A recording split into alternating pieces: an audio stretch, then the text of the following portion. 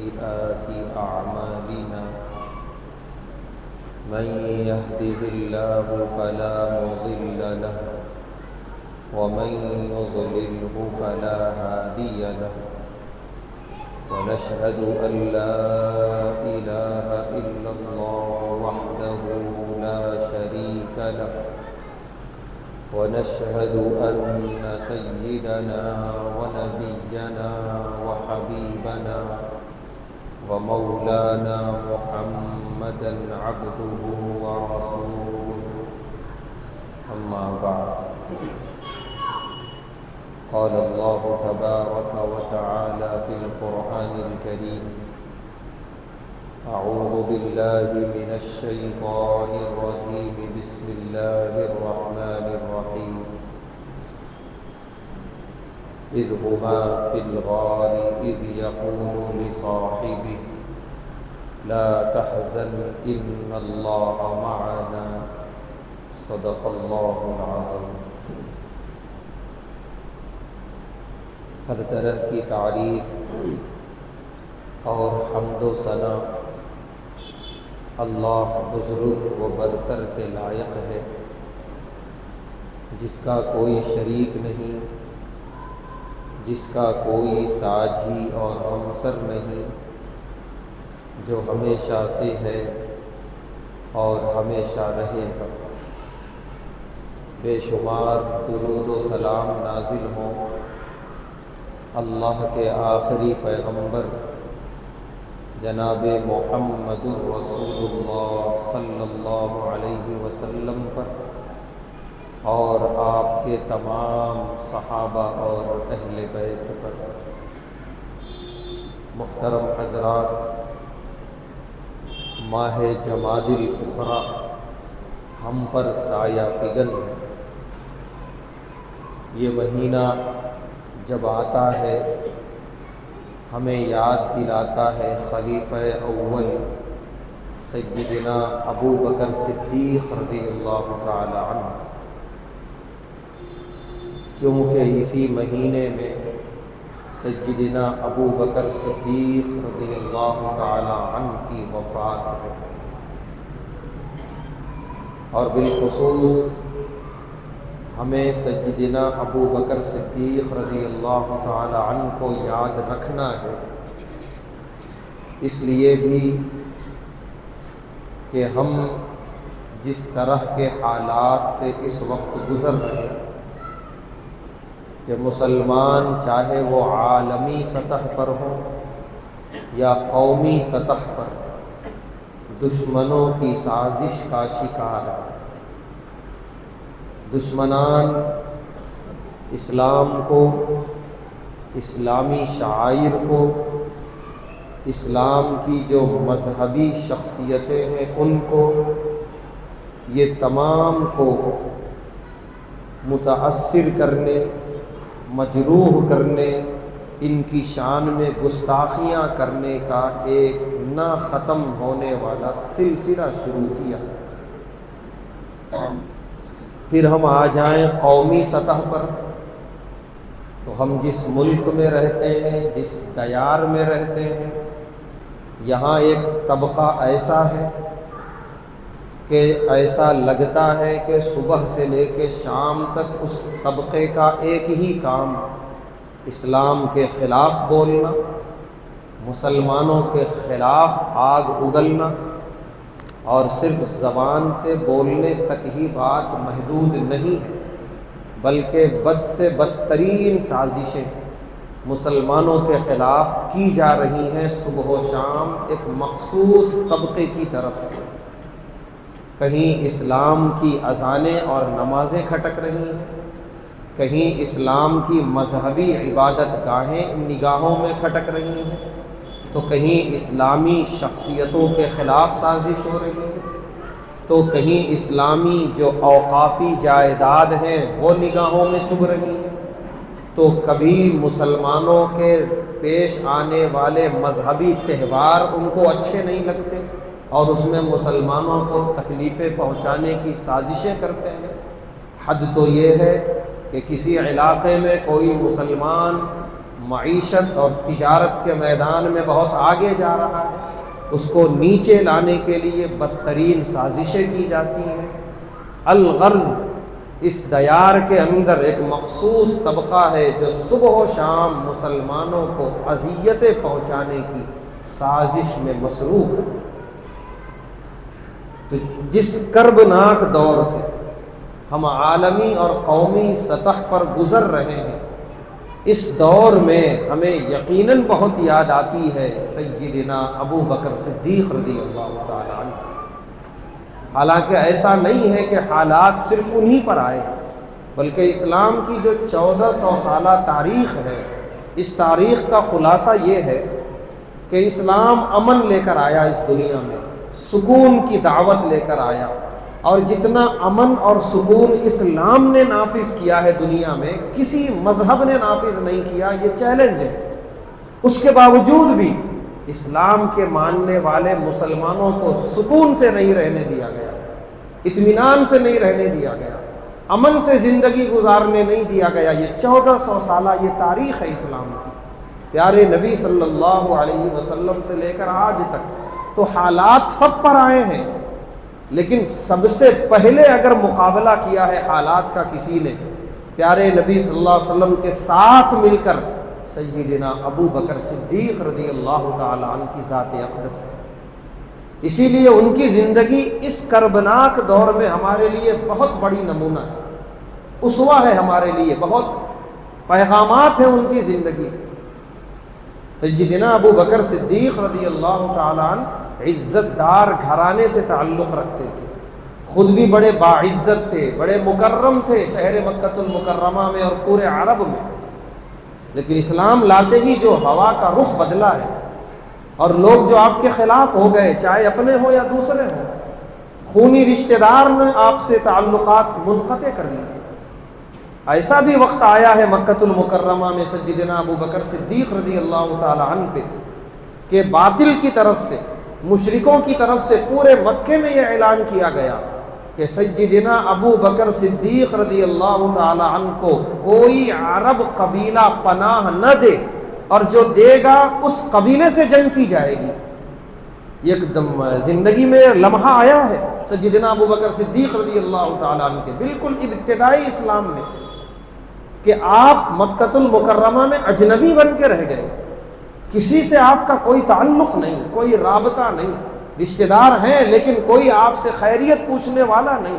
ایک بڑی عجیب زندگی کے لمحات گزارے ہیں مکے میں سیدنا ابو بکر صدیق رضی اللہ تعالی عنہ نے، لیکن جب حق کو قبول کر لیا، انہوں نے اسلام کا کلمہ پڑھ لیا، تو وہ بھول گئے کہ کون کیا کہہ رہا ہے اور کون کیا کر رہا ہے۔ ان کے سامنے صرف یہ تھا کہ میں اور میرا پورا اہل اسلام اور پیارے نبی صلی اللہ علیہ وسلم پر فدا ہے۔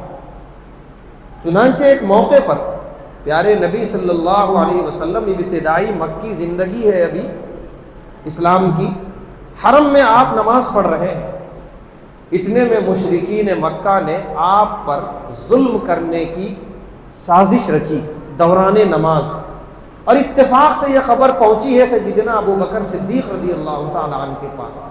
وہ گھر میں تھے، وہ بھاگے دوڑے آئے اور آ کر انہوں نے حرم میں کھڑے ہو کر اتنی جذباتی تقریر کی ہے کفار کے خلاف، مشرکوں کے خلاف، ان کے شرک کو للکارا، ان کے کفر کو بتایا کہ یہ کچھ نہیں ہے، یہ جہنم میں لے جانے والا عمل ہے، اور پیارے نبی صلی اللہ علیہ وسلم کی معصومیت کو بتایا کہ آپ کتنے معصوم ہیں، کتنے بااخلاق ہیں، اور کتنی حق کی دعوت دے رہے ہیں، اور تم کتنا بڑا ظلم کر رہے ہو ان کے خلاف بغاوت کر کے۔ ایک بڑی جذباتی تقریر کی سیدنا ابو بکر صدیق رضی اللہ تعالی عنہ نے۔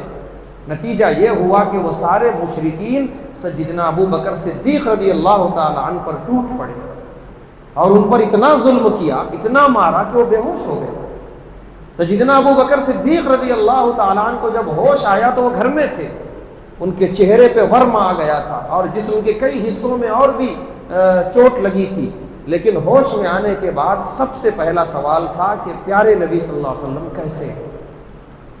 اہل و عیال نے بتایا کہ الحمدللہ وہ صحیح سلامت ہیں، ان کو کچھ نہیں کیا، کفار نے سارا غصہ آپ پہ اتارا ہے، اور آپ آرام کریں۔ سیدنا ابو بکر صدیق رضی اللہ تعالیٰ عنہ نے پہلے اللہ کا شکر ادا کیا کہ میرے محبوب صلی اللہ علیہ وسلم بصحت و عافیت ہیں، اور اس کے بعد جیسے ہی اہل و عیال ان کے پاس سے اٹھ کے گئے، خاموشی سے وہ پیارے نبی صلی اللہ علیہ وسلم کی طرف چلے گئے۔ انہوں نے یہ بھی نہیں دیکھا کہ میری حالت کیسی ہے، میری کیفیت کیسی ہے، مجھے جانا چاہیے یا نہیں، لیکن وہ جانے لگے۔ لوگوں نے جب روکا راستے میں تو انہوں نے کہا کہ نہیں، میرے دل کو اطمینان ملے گا وہاں جا کے، پیارے نبی صلی اللہ علیہ وسلم سے ملاقات کر کے آپ تک پہنچے ہیں، آپ سے ملاقات کی ہے، تب جا کے ان کے دل کو سکون اور اطمینان ہوگا۔ یہ ایک نہیں، ایسے کتنے واقعات جس سے ہم اندازہ لگا سکتے ہیں کہ سیدنا ابو بکر صدیق رضی اللہ تعالی عنہ پیارے نبی صلی اللہ علیہ وسلم پر کس درجہ فدا تھے۔ ان کے دل کا سکون اور اطمینان اگر کہیں تھا تو وہ پیارے نبی صلی اللہ علیہ وسلم کے پاس، اور چاہے اس کے لیے انہیں کچھ بھی کر گزرنا پڑے، چہرے پہ ورم ہے، اتنا ظلم ڈھایا ہے دشمنوں نے، لیکن اس کی کوئی فکر نہیں ہے، اس کی کوئی پرواہ نہیں۔ یہ حالات تھے سیدنا ابو بکر صدیق رضی اللہ تعالیٰ عنہ کی زندگی میں۔ حالات تو بہت آئے، لیکن جیسا کہ آج جن حالات سے ہم گزر رہے ہیں، ایسا نہیں ہے کہ تاریخ میں پہلی بار ہے۔ ہم اسلامی تاریخ کی 7ویں صدی عیسوی کا مطالعہ کریں، اور بھی بہت ساری صدیاں ہیں، خاص طور سے تاتاریوں کا جو دور ہے، ہم ان صدیوں کا مطالعہ کریں تو پتہ چلے گا کہ ابھی اتنے کربناک حالات نہیں آئے جتنے گزر چکے ہیں۔ سیدنا ابو بکر صدیق رضی اللہ تعالی عنہ کا اسوہ ہے ہمارے لیے کہ چاہے کچھ بھی ہو جائے، اسلام سے ایک قدم پیچھے نہیں ہٹنا ہے، بلکہ اور مضبوطی کے ساتھ جمنا ہے، اور شکوہ نہیں کرنا ہے، حالات کا شکایت نہیں کرنا ہے۔ جب پڑھ لیا ہے کلمہ لا الہ الا اللہ محمد الرسول اللہ تو بس بات ختم ہو گئی۔ اب کوئی شکوہ نہیں، کوئی شکایت نہیں، آنے والے حالات کا سینہ سپر ہو کے مقابلہ کرنا ہے ہر حالات میں، اور اس بات کی پوری کوشش کہ میں اور میری آنے والی نسلیں ایمان پر زندہ رہیں اور ایمان پر اس دنیا سے جائیں۔ سیدنا ابو بکر صدیق رضی اللہ تعالیٰ عنہ کی زندگی کا وہ دور ہم یاد رکھیں جسے ہجرت کا دور کہا جاتا ہے۔ دو شخصیتیں، پیارے نبی صلی اللہ علیہ وسلم اور سیدنا ابو بکر صدیق رضی اللہ تعالیٰ عنہ، یہ دونوں نکلے ہیں خاموشی سے، ایک ایسے وقت میں جبکہ سارے کے سارے مسلمان مدینۃ المنورہ یا تو پہنچ چکے ہیں یا راستے میں ہیں۔ مکے میں صرف یہ دو شخصیتیں، تیسری شخصیت اور سیدنا علی مرتضیٰ رضی اللہ تعالی عنہ، جنہیں پیارے نبی صلی اللہ علیہ وسلم نے ذمہ داری دی تھی امانتیں واپس کرنے کی۔ تو اس کے علاوہ یہ دو شخصیتیں، پیارے نبی صلی اللہ علیہ وسلم اور سیدنا ابو بکر صدیق رضی اللہ تعالی عنہ، یہ دو نکلے ہیں اپنے گھر سے ایک ایسے وقت میں جبکہ پوری سختی کے ساتھ نگرانی ہو رہی تھی دو شخصیتوں کی، یہ جانے نہ پائیں۔ اور جیسا کہ ہم نے کتابوں میں پڑھا ہوگا، سنا ہوگا، ایسے وقت میں نکلے ہیں پیارے نبی صلی اللہ علیہ وسلم اپنے گھر سے جبکہ گھر کے باہر تلوار لیے ہوئے، تیز دھار ہتھیار لیے ہوئے ہر قبیلے کا ایک ایک نوجوان کھڑا تھا رات کے اندھیرے میں، اور پیارے نبی صلی اللہ علیہ وسلم اس حالت میں نکلے ہیں اپنے گھر سے۔ تو ایک ایک حرکت پہ نظر تھی دشمنوں کی، کیونکہ یہ موقع سمجھ رہے تھے دشمنان اگر ہاتھ سے نکل گیا پھر کبھی آنے والا نہیں ہے۔ پیارے نبی صلی اللہ علیہ وسلم کے ساتھ کوئی لشکر نہیں ہے، سب جا چکے ہیں مدینۃ المنورہ، لہذا اب جس اعتبار سے بھی ان پہ حملہ کیا جائے کوئی لشکر نہیں آئے گا بدلہ لینے کے لیے۔ یہ بڑا اچھا موقع تھا کفار مکہ کے سوچ کے مطابق۔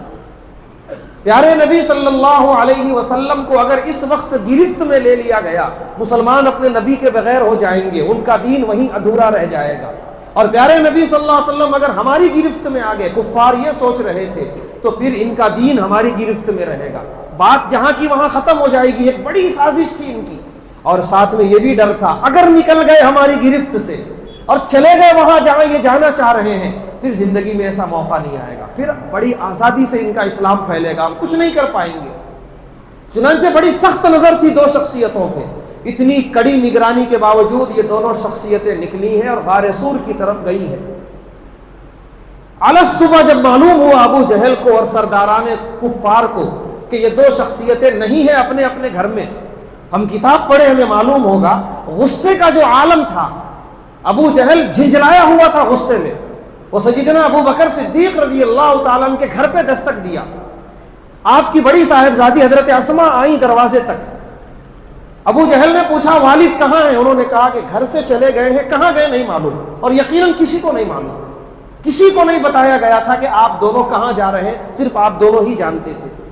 ابو جہل کے غصے کا یہ عالم تھا، اس نے زوردار تماچا مارا، حضرت اسماء رضی اللہ تعالی عنہا کو وہ زمین پہ گر گئی۔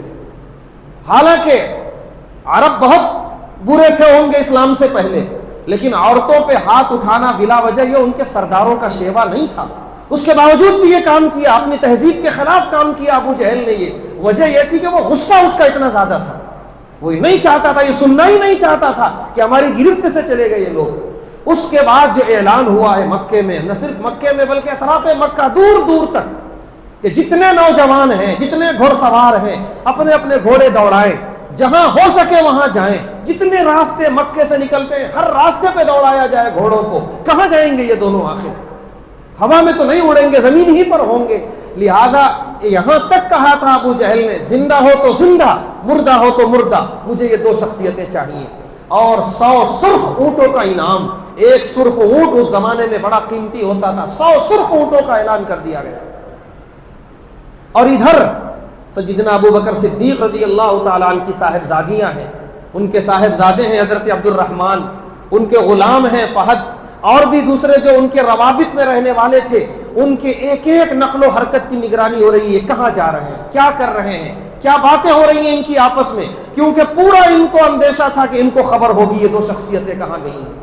یہاں تک کہ گھر میں اگر کھانا پکتا اور دھواں نکلتا، چونکہ وہ لکڑیوں کے آگ پہ کھانا پکا کرتا تھا، تو لوگ بھاگے دوڑے آ جاتے تھے، کس کے لیے کھانا پک رہا ہے، کہاں جانے والا ہے یہ توشہ، تمہیں معلوم ہے وہ کہاں ہیں وہ دونوں؟ اتنی نگرانی ہو رہی تھی۔ ہم اندازہ لگا سکتے ہیں یہ کون سے حالات تھے۔ اور سیدنا ابو بکر صدیق رضی اللہ تعالی عنہ تنے تنہا ہے پیارے نبی صلی اللہ علیہ وسلم کے ساتھ، اور کوئی نہیں ہے۔ غار سور میں یہ دو شخصیتیں 3 دن قیام فرما ہے، اور ادھر بڑا عجیب ماحول ہے۔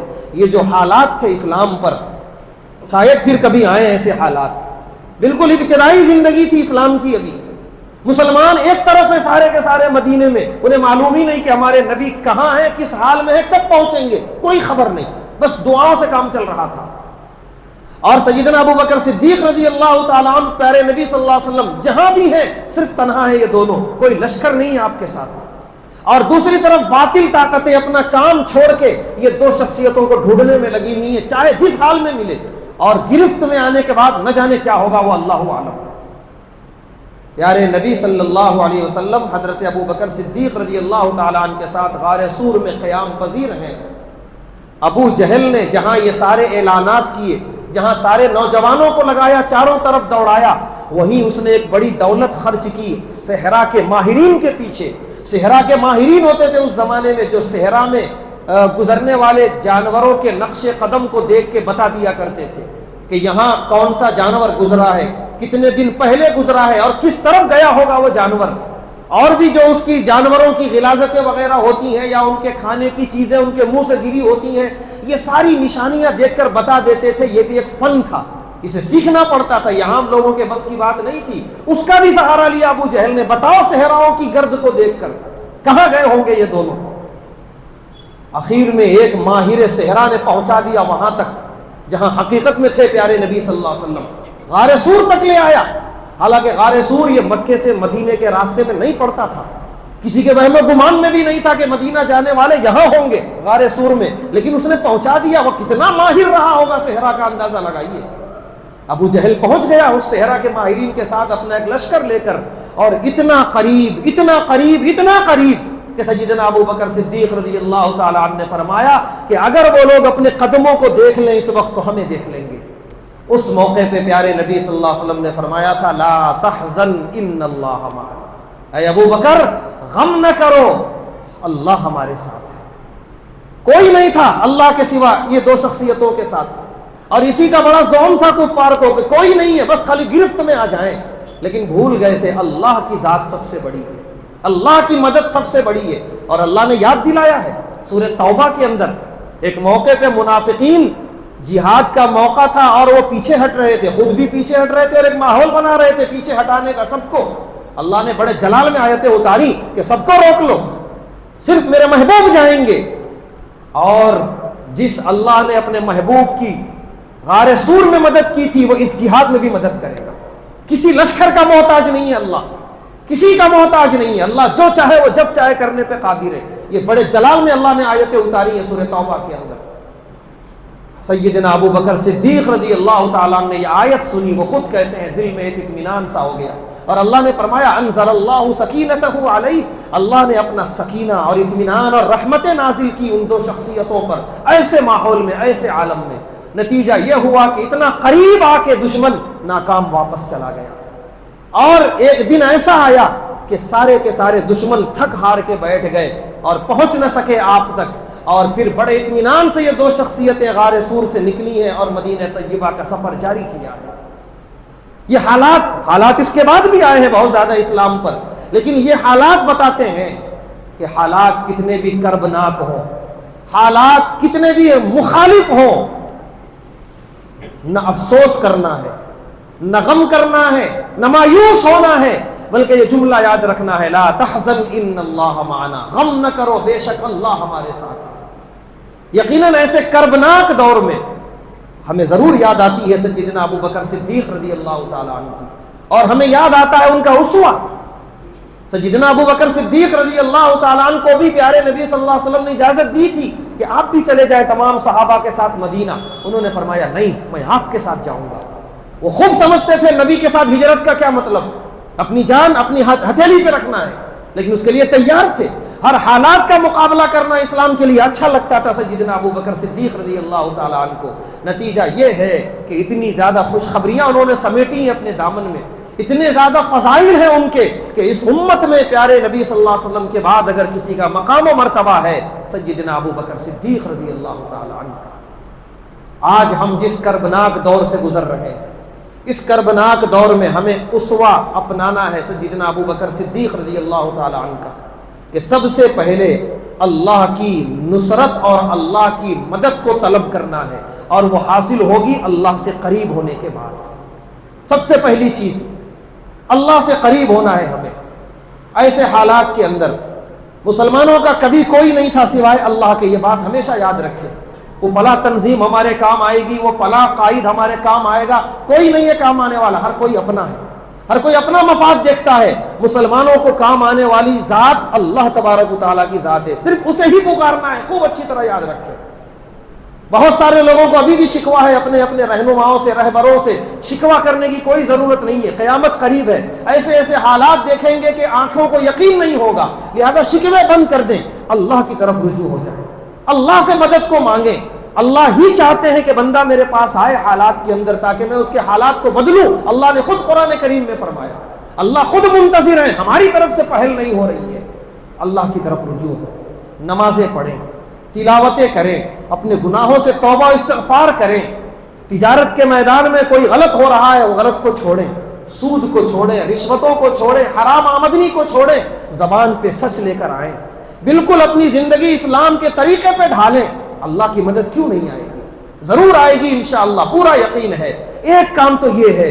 دوسرا کام جو سیدنا ابو بکر صدیق رضی اللہ تعالیٰ نے خلیفہ بننے کے بعد کیا تھا، وہ کام اتحاد کا، متحد ہونا ہے ہمیں ہر حال میں۔ اختلافات اور انتشار اور آپس میں لڑتے ہوئے ہم صرف شکوہ کرتے رہ جائیں گے کہ حالات کیوں نہیں بدل رہے، کیوں آخر اللہ جو ہے ہمارے حالات نہیں بدل رہا، ہم صرف شکوہ کرتے سے رہ جائیں گے، دنیا سے چلے جائیں گے، حالات بدلنے والے نہیں ہیں جب تک کہ ہم یہ دوسرا کام نہ کریں، اپنے اندر اتحاد پیدا کریں۔ اس وقت اللہ معاف کرے، آپس میں لڑنا، اختلاف کرنا، انتشار کرنا اگر کسی کو سیکھنا ہے مسلمانوں سے سیکھے آگے۔ کوئی میدان مسلمانوں نے چھوڑا نہیں ہے لڑنے کے لیے، مذہبی میدان ہو، مسلکی میدان ہو، ذرا کوئی مذہبی تہوار آ جائے پھر دیکھیں ہمارے مذہبی مقررین کیا فتوے لگاتے ہیں، یہ فرقہ منافق ہے، وہ فرقہ کافر ہے، یہ کہتا ہے، وہ کہتا ہے۔ ہم ہی جنتی ہیں، ہمارے ہی لیے جنت بنائی گئی ہے، جو دعویٰ کبھی صحابہ نے نہیں کیا وہ ہمارے مقررین بیٹھ کے کرتے ہیں جلسوں میں۔ یہ حال ہے ہمارا۔ ذرا سا مذہبی تہوار آ جائے تو مذہب کی بنیاد پہ متحد ہو جائیں، یہ ہم سے نہیں ہو سکتا، لڑیں گے، آپس میں اختلافات کریں گے۔ ذرا سا کوئی سیاسی ہوا چل جائے، انتخابات کا موقع آ جائے کسی بھی ریاست میں، پھر دیکھیے ایسا لگتا ہے کہ یہ انتخابات مسلمانوں کو آپس میں لڑنے کے لیے آئے ہیں۔ ایک مسلمان کی دوسرے کے خلاف تقریر، ایک مسلمان کی دوسرے کے خلاف سازش، اور زبان پہ ایسے ایسے الفاظ زندہ تو زندہ مردوں کو بخشنے کے لیے تیار نہیں ہے. یہ مسلمانوں کا عالم ہے. اور کیا ہم شکایت کریں عوام سے؟ ہمارے خواص بھی کم نہیں ہیں. اللہ معاف کرے، بہت شرمندگی کے ساتھ کھڑے ہو کے یہ کہنا پڑ رہا ہے، کیا داڑھی ٹوپی، کیا کرتا پائجامہ، وہ لوگ بھی عہدوں کے لیے لڑ رہے ہیں آپس میں، وہ لوگ بھی ایک دوسرے سے اختلافات کر رہے ہیں. جب یہی لوگ لڑیں گے تو پھر بچے گا کون؟ کوئی بچا نہیں ہے. میں بہت ذمہ داری کے ساتھ یہ جملہ بول رہا ہوں، چاہے وہ میدان علماء کا ہو، مشائخین کا ہو، عوام کا ہو، سیاسی قائدین کا ہو، سب آپس میں لڑ رہے ہیں. کوئی متحد ہونے کے لیے تیار نہیں، اور سب کوئی کہہ رہا ہے کہ اتحاد ہونا چاہیے. ہوگا کیسے؟ جب آپ نرم پڑیں گے تب ہوگا. ہر طرف سے نرمی ہوگی تب جا کے ہوگا. اور دوسری طرف تقریر کے شروع میں جس طبقے کی بات کی گئی کہ ایک طبقہ ہمارے دشمنوں کا، مشرکوں کا، باطل کا، جو ہمارے خلاف صبح و شام سرگرم ہے، آپ کھلی آزادی ہے، آپ جا کر تحقیق کر لیں. ایسے ایسے اس طبقے کے اندر ہیں کہ آپس میں ان کے عقیدے زمین و آسمان کا فرق رکھتے ہیں. اتنا فرق ہے، کسی کا خدا کوئی ہے، کسی کا خدا کوئی ہے، کسی کی ذات کچھ ہے تو کسی کی ذات کچھ ہے. اتنا فرق ہے کہ ایک ذات والا دوسری ذات میں شادی نہیں کر سکتا، لیکن سب متحد ہیں. اس سازش میں ہمارے خلاف سب ایک نظر آ رہے ہیں. تو جنہیں ہونا تھا الگ الگ ٹکڑوں میں بٹا ہوا وہ متحد ہے، اور جنہیں رہنا تھا متحد وہ آج ذرا ذرا سی بات میں بٹا ہوا. ایک دوسرے کے خلاف لڑائیاں، اختلافات، خاندانی لڑائیاں، محلے وار لڑائیاں.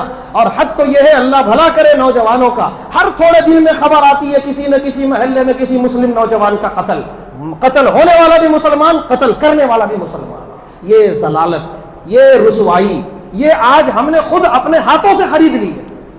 اللہ کو جتنی پسند تھی یہ امت اور آج بھی ہے، جتنی محبت ہے اپنے محبوب سے اور آج بھی ہے. کسی امت سے نہیں تھی اللہ کو، نہ کسی اور نبی سے تھی. لیکن یہ جو ذلت اور رسوائی ہم دیکھ رہے ہیں ہم نے خود مول لی ہے.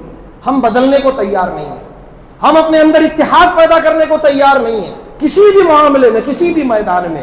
اسی لیے یہ دوسری ذمہ داری بہت اہم ترین، پہلی ذمہ داری کے ساتھ اللہ کی طرف رجوع ہونا ہے، دوسرا یہ ہے کہ متحد ہونا ہے. سیدنا ابو بکر صدیق رضی اللہ تعالیٰ جب خلیفہ بنے، اور جو عالمی طور پہ پوری دنیا میں اسلام کے خلاف جو سازش رچی تھی یہودیوں نے، اور جو ایک بڑا فتنہ برپا کیا تھا کہ سیدنا عمر بن خطاب جیسا مضبوط دل والا صحابی بھی ہل کے رہ گیا تھا، وہ بھی کوئی برجستہ فیصلہ کرنے کے لیے تیار نہیں تھے. لیکن سیدنا ابو بکر صدیق رضی اللہ تعالیٰ نے جو نمٹا ہے ان فتنوں سے، کیسے؟